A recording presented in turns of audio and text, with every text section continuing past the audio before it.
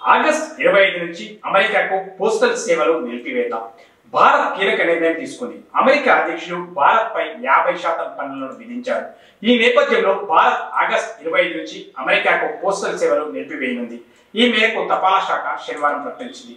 August 25 నుంచి అమెరికాకు పంపే పోస్టల్ కన్వర్స్మెంట్లను తాత్కాలికంగా నిలిపివేసినట్లు పోస్టల్ డిపార్ట్మెంట్ శనివారం వెల్లడించింది.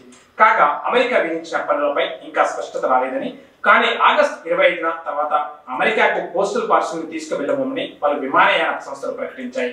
ఈ నేపథ్యంలో దీనికి అనుగుణంగా ఆగస్టు 25 నుంచి $100 వరకు విలువైన లేఖలు, పత్రాలు, బహుమతి వస్తువులు మినహా మిగతా అన్ని రకాల వస్తువులను బుకింగ్స్ ను నిలిపివేస్తున్నట్లు పోస్టల్ డిపార్ట్మెంట్ తెలిపింది.